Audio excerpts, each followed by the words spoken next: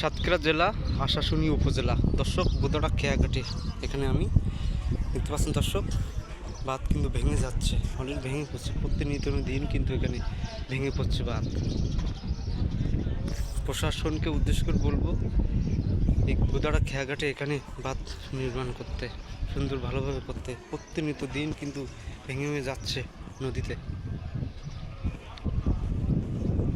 এটা একটু হলে কিন্তু ভেঙে যাবে দর্শক, ভেঙে যাচ্ছে বাঁধ নির্মাণ করার জন্য।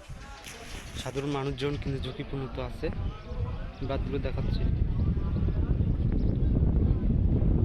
খুব রিস্কে, ঝুঁকিপূর্ণ, অতিরিক্ত ঝুঁকিপূর্ণ। এখানে নদীর জোয়ার যখন আসবে তখন এগুলো ভেঙে যাবে, আগামাথা অনেক দূর দূরান্ত নদী ভাঙন। এভাবে চলতে থাকলে দেশ আরও ঝামেলায় পড়বে। অতএব বাঁধগুলো ভালোভাবে করতে হবে। বর্তমান সরকারকে বলবো, যত দ্রুত সম্ভব যেসব জেলা অঞ্চলে বা উপজেলা আশপাশে যদি নদী ভাঙন হচ্ছে, সেসব অঞ্চলে যদি বাঁধটার জন্য ভালোভাবে করতে পারে। এমপি মন্ত্রীরা কিসের জন্য ভোট দিচ্ছে? তাদের শুধু নির্মাণ করার জন্য, ভালো ভালো কাজ করার জন্য। প্রচুর খারাপ অবস্থা এখানে,